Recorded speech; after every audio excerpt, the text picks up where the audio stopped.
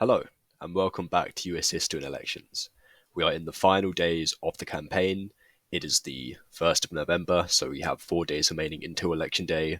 We are just about to surpass 60 million early votes already cast, and there's going to be tens of millions more before Election Day begins. And this is my second part of my final prediction series. Already done my House and Governor predictions. If you want to see those, have a look at my channel. But this is for my Senate predictions. Now, this is the map in play at the moment. All the toss-up states are states that are going to be decided within 15 points in my prediction model. We have some ones that are going to be close, Minnesota, Indiana, but the incumbents are so popular there that there's no point even putting them into a likely margin for the respective parties. And I just want to quickly hop over onto RCP. This is their toss-up map. We're going to be filling in sort of stuff like that. But, one clear thing to highlight is that the Republicans are going to get an automatic pickup in West Virginia. So Joe Manchin, the incumbent Democrat turned independent, is not running again. Jim Justice is going to pick that up in West Virginia. That's one thing to keep in mind. But as you can see, 7 toss-ups on the RCP map.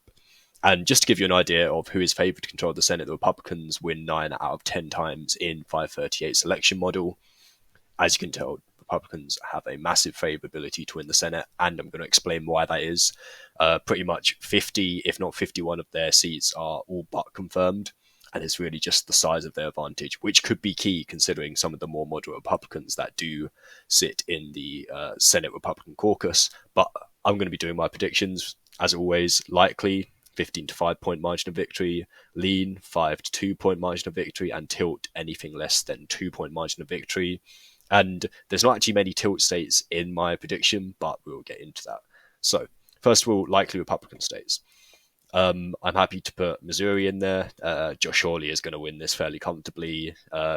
Kuntz is a fairly competitive Democrat in a state that Democrats used to be competitive in, but that has been a while since then. We're not since the Obama years has Missouri been in any way, shape, or form competitive, and Josh Hawley will get a victory there by about 10 points. However, Nebraska, one that I previously highlighted as a race to watch all the way back in the summer.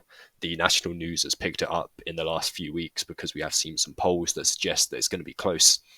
But I'm just really not seeing enough to prove that the independent Dan Osborne is going to get enough of the votes, simply because, not because of his campaign being poor. It is one of the best independent campaigns of all time, and it's going to go down as a blueprint to follow, no matter how close it is. But the Republican Senate campaign has put tons of money to try and shore up Deb Fischer. She also started to do a bit more campaigning in the last few weeks. And the simple fact is that Nebraska is a plus 18 Trump state. Republicans have always won in Nebraska for in pretty much every election in modern history. Nebraska really is just not competitive, and Dan Osborne has done really well in managing to get about 20% of Republicans and about 2/3 of independents, and he's going to have to get that at an absolute minimum to make this anywhat competitive. But we actually saw a polling come out from Dan Osborne's campaign today. He was tied 47-47. This is an internal one, and it's obviously going to favour a lot of the demographics and turnout that he needs from the Omaha and its surrounding areas to put his election victory ahead. But I just don't think Dan Osborne is going to have enough.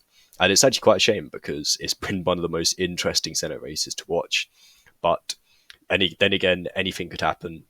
We could have a major upset, and this would actually really derail the Republicans' plans on having a strong majority if Deb Fischer lost. But at the moment, I'm happy to keep it in the likely Republican margin. I'd say anywhere from about 5 to 7 points, a Deb Fischer win in Nebraska. Now, moving on to likely Democratic ones, Maryland, Virginia, New Mexico, and Nevada. Now, I want to quickly cover Maryland. There was talk that when Larry Hogan went into this race as the Republican challenger, that Alsabrooks was going to have to do a fair amount of campaigning, but the polls have really just showed that in a presidential election year with a Democrat, with Kamala Harris on the ticket, it's really just going to put a lot of people off ticket splitting in a Democrat plus 30 state, which is Maryland. It's always going to be an uphill battle, and the polling just simply hasn't come through, and Larry Hogan has had some attacks from both sides really of not being Republican enough and not being liberal enough for the Democrats to ticket split on such a mass scale. And the same with New Mexico and Virginia. They got popular incumbents, Heinrich in New Mexico, Tim Kaine, the Hillary Clinton's VP nominee back in 2016, and the Republican challengers just seriously are not that good enough.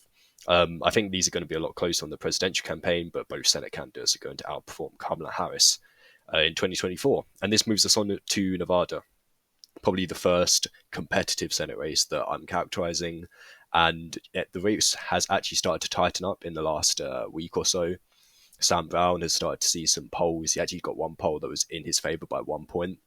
But seriously, he's been the weakest candidate for a number of reasons, not just based on his policies, just based on his physical appearance.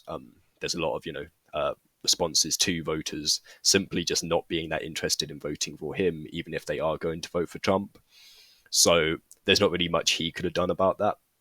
But he's just simply not had enough backing from the Republicans nationwide. The Republicans have been focusing on the blue wall targets, Ohio, Pennsylvania, Michigan, Wisconsin, to try and flip, and Montana included in that as well. And Sam Brown has kind of been left on the sidelines, even though I think if they did put some more investment into him earlier on, he could have made it competitive. I think Jackie Wilson's going to win this by about 5, maybe 6 points in Nevada. The presidential level is going to be really, really tight, though. Going to have to watch out for that one. Now we're going to be moving back to the Republican side. We're going to be putting the lean Republican states. I'm happy to put Texas, and Montana into this column. So Florida, I just want to quickly go over. Rick Scott, the incumbent Florida Republican, very, very narrowly won back in 2018. But I think just because of the statewide trends in Florida, I think Florida is going to be going to a likely margin for Trump on the presidential level. But Debbie Mucarsel-Powell is actually a fairly good Democratic candidate, has the Latino roots, and therefore will do better than Kamala Harris will do in the South Florida area. But I just think the state demographics and trends are running against the Democrats now. The Florida Democratic Party is going to have a big, big rethink after this year, if they didn't already have one after 2022, which was an embarrassing loss for them. No other way to put it. But there's simply not enough polling data coming out. There's not been one poll that has Mucarsel-Powell up, or even in the competitive margin of error, talking about maybe 1, maybe 2 points behind. We're not really seeing that. It's always 3 or 4 points, and I think Rick Scott is going to have his biggest statewide win, because typically he always manages to beat the Democrats by only 1, maybe 2 points. I think he's going to be beating the Democratic challenger by about 4 points this time around. Moving on to Texas, of course, this was not a competitive race. I want to go quickly onto the polling here. Cruz was leading outside the margin of error for pretty much all of the summer, and only started to tighten as we got into September. And here we are now, 3-point margin of 3-point lead, just inside the margin of error. And it's quite interesting to think, because the Democrats have pretty much highlighted this as their only state that they could have that they could have a realistic chance of picking up. Colin Allred is a really good candidate for the Democrats. Ted Cruz obviously is one of the most controversial Republicans in the Senate. There's many Republicans that don't really like him. There's many Republicans that also do really like him, but he is a polarizing figure, to say the least. And in Texas, which is slowly becoming purple, not purple state at the moment, but in the next 10 years or so, if the trends continue, it's going to be a purple state. He's really treading very, very thin water. Back in 2018, it was close. I think it's going to be about the same margin. I think Colin Allred is going to win, going to come just shy, probably about 2.5 points, similar to Beto O'Rourke's campaign, which had a big nationwide appeal in 2018. But again, I just don't think it has the legs in 2024. If Ted Cruz does win, and he's running again in 2030, I would put this as Democrats' biggest chance for a pickup, depending on what happens, of course, in the rest of the race. And also Montana, this is the first seat that I'm going to be putting in favor of the Republicans that they are going to pick up in this cycle. Outside of West Virginia, of course, I have highlighted that, but simply John Tester is trying to overcome a Republican plus 20 state in a presidential election year. Say it was 2026, say it was 2022, I can see a path to victory for him. But the problem is, what he actually had, quite competitive polling during the summer. However, since August, that lead has just got bigger, to 5.5 points for Tim Sheehy, a pretty solid candidate choice by the Republicans. They didn't make the same mistakes as 2022 in a race where they realistically should be winning. And John Tester is, doing fairly well to keep it this competitive. But simply the best poll that he's got is an even poll with about 15 to 18% undecideds. Whereas, good polling like Emerson College, 1,000 likely voters taken the last week, Sheehy +3, and I'd expect it to be, around that margin. Because I do think John Tester has managed to defy political odds and political gravity, managing to win in 2018 and 2012. But of course, those were pretty positive years for the Democrats as a whole.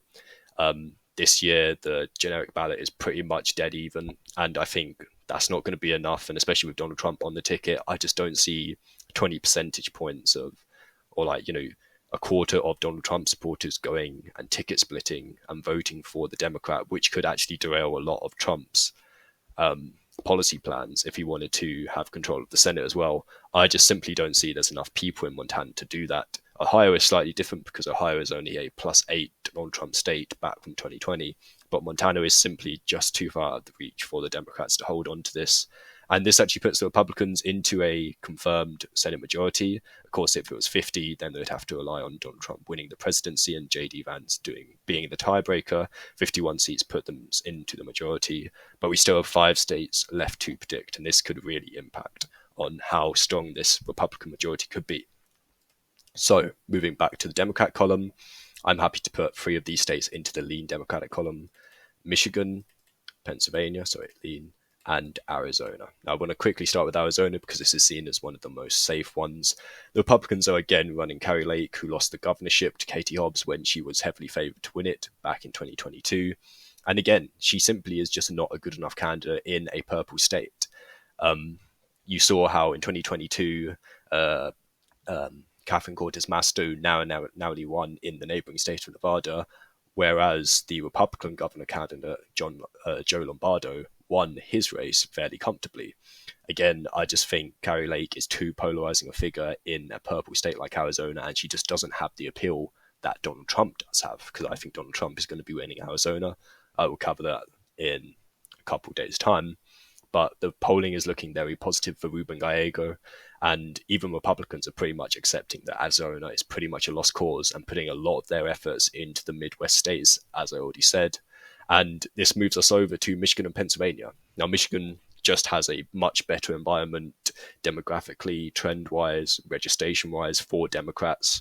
And even though Kamala Harris has her struggles, particularly with Arab Americans and some of the rural white working class, Alyssa Slotkin is a fairly good candidate, even though Rogers, her Republican challenger, of course, this is an open seat. Alyssa Slotkin is retiring from the House and running for the Senate. But Rogers is still a pretty good Republican candidate. We have seen the polls tighten everywhere, whether that be in Florida, Texas, we saw the polls tighten, and also in the Democrat states such as Michigan, Pennsylvania, and Wisconsin, we have seen the polls tighten as well.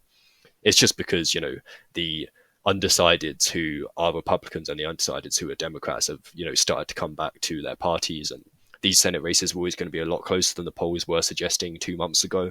And Michigan is one of those examples, but Alyssa Slotkin has the advantage, and I think she's going to outperform Kamala Harris. I think Michigan's going to be won by about 3, maybe 4 points for Alyssa Slotkin at the Senate level, closer to the level that we're going to be seeing Ruben Gallego win in Arizona. And moving on to Pennsylvania, Bob Casey Jr. always seems to just about pull out. He's a fairly popular incumbent, and with the polling we've seen in Pennsylvania, whilst at the presidential level it is pretty much a dead heat. You get the odd outlier that has a big lead for Harris or Trump. It is essentially a complete toss-up at the presidential level, but Bob Casey Jr. is 110% going to outrun Kamala Harris, and I think he's going to be winning by about 2.5 points. It's going to be close because Dave McCormick has tightened the polls considerably. Bob Casey was up by maybe 7 or 8 points only 2 months ago, but now these polls have considerably shortened. But even in the polls that have Trump winning the state, we are seeing Bob Casey Jr. have that 1 or 2 point margin over Dave McCormick, and I think that's what's going to push him over. But I think it's going to be tighter than Michigan, just because Pennsylvania is just that much more competitive at the presidential level. Now, these final two states, I'm pretty much saying they are toss-ups, and Wisconsin, that's one I really want to get into, but Ohio we always knew was going to be a toss-up. But at the moment, based on polling trends, historical incumbents, I believe both of them are going to narrowly go into the Democratic column, and I'm going to explain why. So Wisconsin was actually a state that I had in the likely Democratic column when I first did my Senate predictions back in August. However, the polling and just the whole vibe of the race has massively shifted. First of all, Eric Hovde, the Republican candidate, has faced some carpetbagging accusations, which I do think is going to be the final detriment to his campaign. But he has also put $20 million of his own money in. That is more than the combined Republican efforts in 2018 and 2012 to unseat Tammy Baldwin were. So if you want to get an idea, and that was just from his own personal coffers. So Eric Hovde has put in a lot of money, a lot of campaigning to try and get this race as tight as it is, and the polls have corresponded to that. Tammy Baldwin is, a fairly popular incumbent, but I really think what we're going to be seeing in Wisconsin, because of how tight it is one of the most evenly balanced states between Democrats, Republicans, and independents in the entire country, that we're going to be seeing pretty much a repeat of the 2022 map where Ron Johnson narrowly beat Mandela Barnes in a seat that wasn't supposed to be that competitive up until the final week or two of the election, and we are seeing almost the exact same thing, with this time the incumbent being a Democrat, not a Republican. And, Ron Johnson is a fairly, staunch conservative and staunch Donald Trump supporter. Tammy Baldwin is not really a moderate in Wisconsin. So I think we're just going to be seeing a repeat, a fairly strong candidate to challenge, but just not having enough to unseat the incumbent there. Now, Ohio is the one that realistically could be going either way. It all depends how good that Sherrod Brown name is. Now, of course, he has pretty much been famous this campaign and the previous campaigns of defying political gravity as Ohio has turned into a safe Republican state, or a likely Republican state even, because he managed to win in 2018 by 6 points. I don't think he's going to be winning by 6 points this time round, but you really never know. Because he has to outperform Donald Trump by at least 8, maybe 10, maybe 6 points, depending how this election finally turns out. But Sherrod Brown has to outperform Donald Trump massively. He has to get Trump supporters to vote for him as well. Now, Sherrod Brown has run such an independent campaign. He's refused any endorsements from Kamala Harris. He's criticized the Democrats as a whole. And he's run a, eerily similar to the populist, rhetoric and the populist policies that favor auto workers, union workers as a whole, that Donald Trump has, done so well in, especially in Eastern Ohio, the Youngstown area. This is the sort of area where the Democrats used to historically do quite well, but have pretty much fallen off that in the presidential and local level. But Sherrod Brown has managed to hold on to a lot of those voters, a lot of the legacy Democratic voters that have since gone into Donald Trump's Republican Party. Now, Bernie Moreno is a decent candidate, and I just want to quickly show you the polls just to show how close it was. Brown did have a fairly solid lead. Again, as we saw with so many of the other races, the second it got to September, that lead started to go down to 1.7 points. Again, all the people that typically are Republicans or Democrats went from the process of being undecided to going into their ideological camps, and that is why it's so close. But I think Sherrod Brown has that infrastructure there.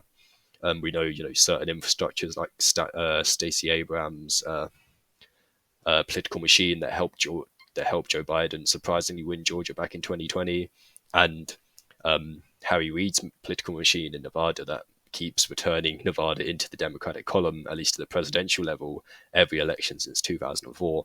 This is why I think Sherrod Brown has a chance to win here. I wouldn't be surprised if Bernie Moreno did win, and if that was the case, it would be Republicans 52 to Democrats 48.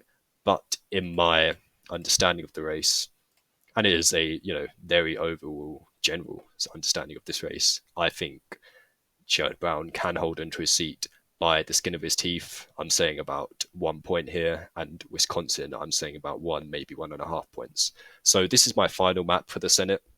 Republicans are heavily favored to win just because of the strength that they have in those 51 Senate seats.